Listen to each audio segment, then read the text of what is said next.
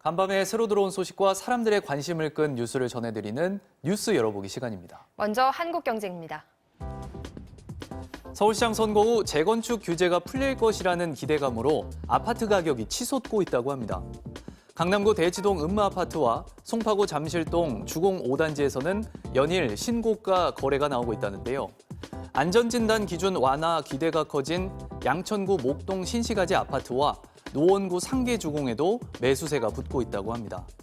재건축 시장이 과열 조짐을 보이자 오세훈 서울시장은 한 방송에서 부동산 과열 지역을 토지거래 허가 지역으로 지정하는 방안 등 대책을 검토하고 있다고 밝혔습니다. 네, 다음은 한겨레입니다. 남양유업이 자사의 발효유 불가리스가 코로나19 억제 효과가 있다는 연구 결과를 발표했습니다. 남양유업은 불가리스가 감기 바이러스인 인플루엔자를 99.999%까지 사멸시키고 코로나19 바이러스에도 77.8% 저감 효과를 냈다고 밝혔는데요. 발표 이후 남양유업의 주가는 어제 장 마감 직전 8%나 급등했습니다.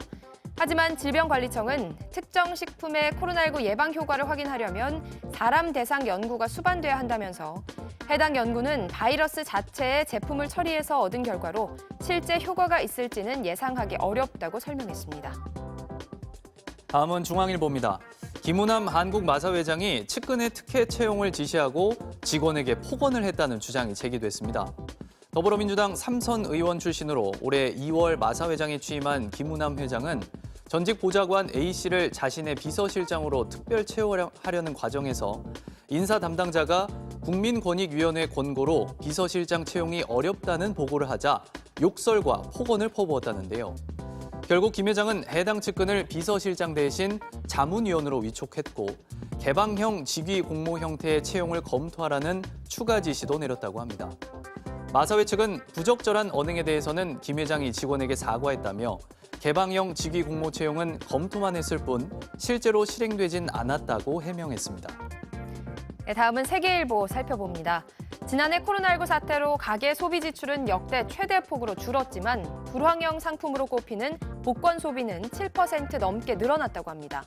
국가 통계 포털에 따르면 지난해 가계의 월 평균 복권 지출 금액은 590원으로 2019년과 비교해 7.2% 증가했다는데요. 지난해 연간 온라인 복권 판매액은 약 4조 7천억 원으로 복권 통합 발생이 시작된 2004년 이래 가장 많았다고 합니다. 통계청 관계자는 복권 지출 금액이 가구당 590원이라면 적지 않은 수준으로 대부분 가구는 복권을 사지 않더라도 복권을 사는 가구는 큰 금액을 지출한 것이라고 설명했습니다. 다음은 중앙일보 살펴보겠습니다. 1980년대 초부터 2000년대 초에 출생한 밀레니얼 세대와 1990년대 중반부터 2000년대 초반에 출생한 Z세대를 일컫는 MZ세대가 중고거래 시장을 주도하고 있다고 합니다. 특히 MZ세대가 키운 게 중고 명품 시장인데 지난해 가을 중고나라에서 명품을 거래한 이용자의 절반 이상이 20, 30대였다고 합니다. 또 MZ세대는 소유보다는 경험을 중시해서 한정판 운동화나 명품백에 웃돈을 얹어 되파는 슈테크와 샤테크를 즐긴다고 하는데요.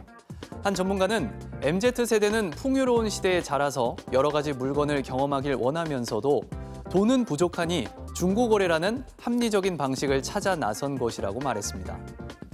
끝으로 동아일보입니다. 배우 윤여정 씨가 20대가 주로 이용하는 여성 의류 플랫폼 지그재그에서 광고 제안을 받고 놀라는 13초짜리 티저 영상이 유튜브에서 화제가 되고 있다고 합니다.